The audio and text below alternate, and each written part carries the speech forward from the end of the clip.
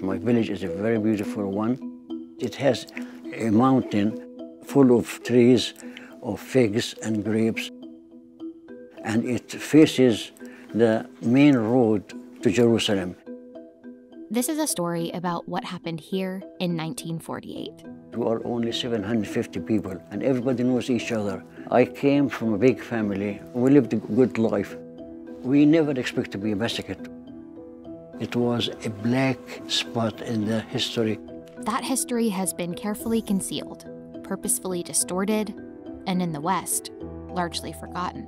They put our village as an example with what they can do. The massacre in this village was one of many in a series of catastrophic events that became known as the Nakba, when hundreds of thousands of Palestinians were violently displaced from their homeland in order to create the state of Israel. In May of 1948, a new Jewish state, Israel, was born in a bath of blood. The borders of Palestine have been changed forcefully over time, but historically, this region has been home to Palestinians for centuries, with hundreds of villages and thriving cities. One of them being the central city of Jerusalem, with holy sites important to Jewish, Christian, and Muslim people. By the late Ottoman Empire, Palestinians living here were overwhelmingly Muslim, with minority Christian and Jewish native populations too.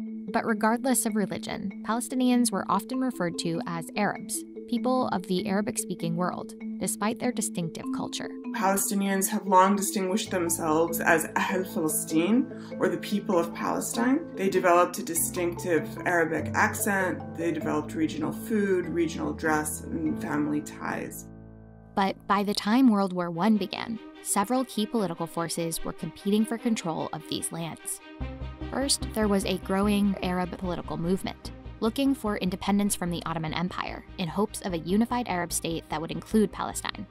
Then there were Zionists, a political group that had one main goal: the creation of a Jewish state. Zionism was a response to an increasingly brutal climate for Jewish people, particularly in Europe and Russia, where there was a massive wave of anti-Semitism, including large-scale attacks in the late 1800s and early 1900s. After briefly considering other areas for a new state, including Uganda and Argentina, Zionist leaders decided on Palestine because of its connection to early religious history. But there was a third key group with political interests here: the British. Control of the region would allow them to expand their spheres of influence and protect trade routes to India. During World War I, since both the British and the Arab independence movement wanted Palestine, they decided to go after the Ottomans together with an important pledge.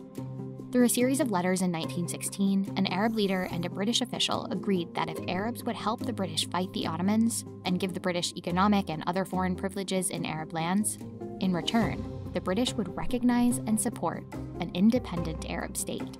Soon, the Arabs started doing their part in revolting against the Ottomans, making it easier for the British to move in. But the next year, the British issued a new declaration and betrayed the Arabs. In 1917, Lord Allenby conquered the Holy Land, and the Jews were promised a national home in Palestine. Without consulting the native Palestinian population, the British issued what's known as the Balfour Declaration, supporting the establishment in Palestine of a national home for the Jewish people. So instead of supporting the idea of Palestine as part of a unified and independent Arab state, the British pledged to help secure this land for Zionists. It was a strategic move. This declaration opened up a pathway for Britain to gain power in Palestine, under the guise that it was supporting the self-determination of another people, of a people in Palestine who don't reside there yet. As for Palestine's majority Arab population, the declaration referred to them as non-Jewish communities, who would be given civil and religious rights, but not political rights.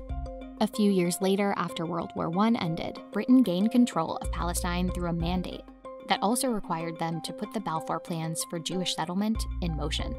And they did. Between 1922 and 1931, the Jewish population more than doubled. The migration helped the Zionist movement gain steam, and a slogan took off: a land without people for a people without land. And it sends a message to Western leaders that the people who had been living in Palestine for generations could just be easily moved elsewhere. The idea was that those inhabitants weren't a people with ties to that land. Palestine was, of course, a land with a people. In 1931, there were more than 850,000 Palestinian Arabs in the region, still the vast majority. But with the rise of Hitler and the Nazi Party in particular, hate became a rallying call.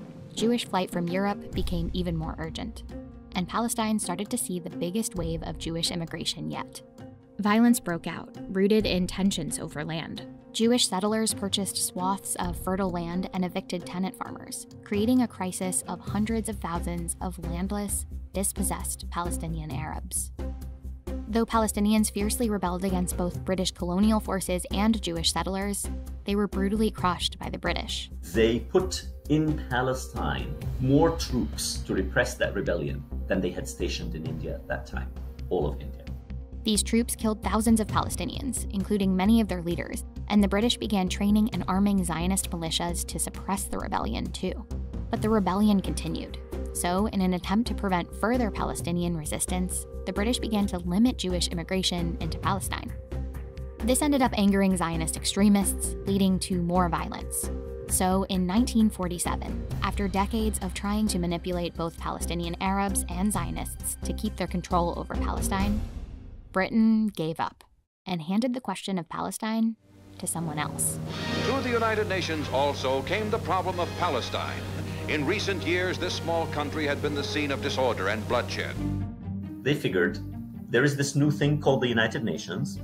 Here, in your lap, Palestine, first gift. So the United Nations has now to figure out, how do you disentangle this thing that the British helped create?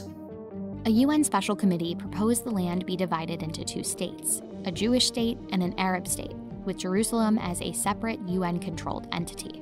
It was called the Partition Plan of 1947. The plan shocked Palestinians. We could not accept the partition plan because at that time the population we were almost 2-to-1. But the plan proposed giving over half the land, and often the most fertile areas, to the Jewish state. From a purely pragmatic perspective, the partition plan didn't make much sense for Palestinian Arabs. That wasn't the only problem with the plan.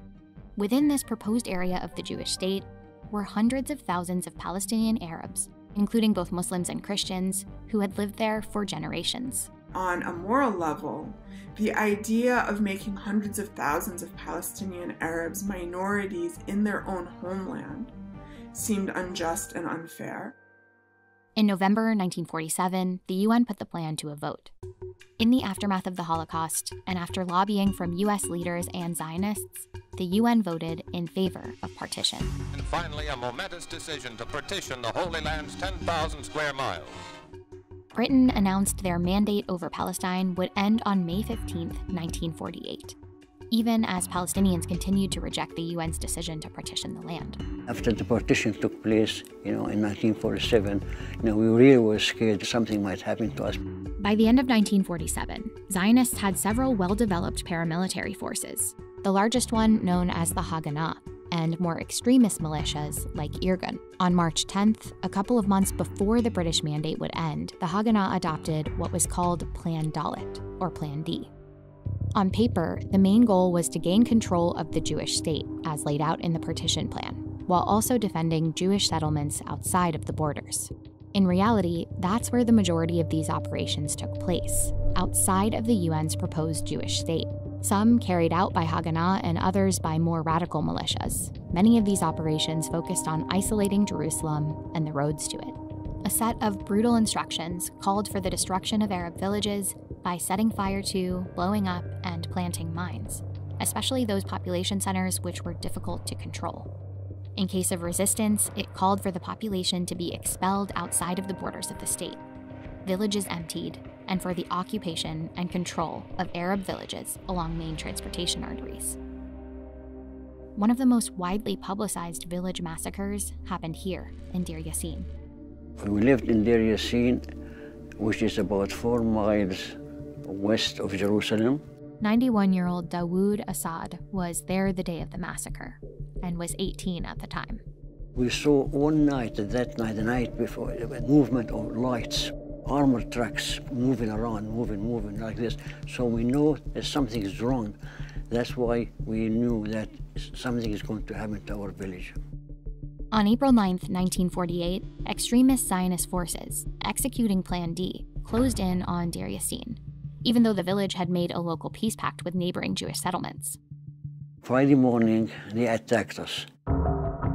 My uncles, they were shooting at them, and I was there loading the gun for them and shooting. We fought about almost 2.5 hours. They found my uncle, and they put him on the wall, and they shot him 8 bullets in cold blood. My grandmother, she went in the village to see my mother. On her way, she got shot. My brother Omar fell from her shoulder to the floor, but the floor was a concrete one. Dawood escaped through a trench. I went down all the way down here like this. So it was 4 hours walking to Jerusalem. To this day, the archive of the Israeli army refuses to release many of the images and intelligence reports on Deir Yassin. But one UN report detailed circumstances of great savagery, including women and children stripped, lined up, photographed, and slaughtered. Roughly 100 people, largely children and the elderly, were killed in the village. As for Dawood, he later reunited with the group of Deir Yassin captives in Jerusalem, including his sister and mother. My mother says, "Where is your Uncle Radwan?" He says, "He was shot." "Where is your grandmother?" He said, "He was shot, and Omar was with her." So everybody has a commotion, you know. Where's Fatima? Where's Ibrahim? Where's Amaryam? Where is David? Where is Ahmed? Where is Ismail? I'm a dream about it, you know. News of what happened in Deir Yassin spread quickly, with far-reaching effects. The Zionist militias used it as a propaganda tool to tell people about it everywhere. The idea was that if you don't leave, we will do to you what happened in Deir Yassin. Stories came out about women being raped, about babies being killed, and induced a great deal of fear among the Palestinian Arab population, many of them fleeing as a result. Jewish troops routed Arab forces from the city of Haifa. After taking Deir Yassin, Zionist paramilitary groups cleared major cities, including Haifa and Jaffa, and took hundreds of smaller villages and towns too. Hundreds of thousands of Palestinians were forced to flee, pouring into neighboring states as refugees. Plan D became the blueprint for carrying out the ethnic cleansing of historic Palestine to make room for a new state. And on May 14th, the day before the British mandate ended, Zionists declared this state as Israel.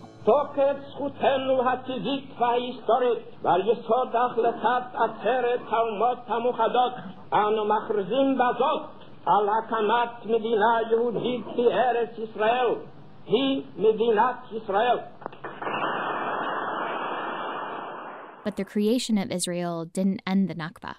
Neighboring Arab countries that were overwhelmed by Palestinian refugees immediately went to war with Israel. Now united in a League of Arab States, they are insistent that the entry of refugees into Palestine must be ended. The fighting lasted for months. Arab armies eventually lost while Palestinians continued to be killed and forced out throughout that time. Palestinians who fled often carried only enough to stay away for a few weeks, hoping they'd eventually return home. A lot of them locked their doors, put their key in their pocket, and then moved to safer ground. When you leave the house and you take your key with you, it's because you're planning to go home. In the case of the Palestinians, those refugees weren't allowed to return. Refugees trying to return were often shot at. Zionist paramilitary operations also tried to prevent them from returning again by destroying the villages. That act of preventing their return compounded the Nakba. So the Nakba is both the forcible displacement of Palestinians from their homes and lands and country, as well as preventing them to return once the fighting was over. Palestinian society was dismembered, crushed. More than half of the Palestinian people became refugees, stateless, dispossessed of their land. Over time, the State of Israel covered up the physical evidence of an Arab Palestine. Place names were often changed from Arabic ones to Hebrew ones. The Jewish National Fund embarked on a massive effort to plant thousands of acres of pine forests and recreational areas on top of hundreds of ruined Palestinian villages. Even though these forests have now grown into big pine trees, Palestinians have not forgotten their homelands. While we know that roughly 6,000 Israelis lost their lives in the violence of the Nakba, records for Palestinian deaths weren't kept. It's estimated to be around 15,000. By the end of the Nakba, roughly 750,000 Palestinians had been forcefully expelled, and more than 500 villages destroyed. Though the UN's partition plan allotted Israel 56% of the land, through the Nakba, Israel captured 78% of the land. It was everything except what's now known as the occupied West Bank and Gaza Strip. Today, that's up to at least 85% of the total area, turning 6 million Palestinians into refugees without a homeland. It's why, around the same time that Israelis are celebrating Independence Day, Palestinians are out protesting on May 15th, holding up keys as a symbol of the homes they lost and the hope to return. For them, the Nakba isn't just a moment in history.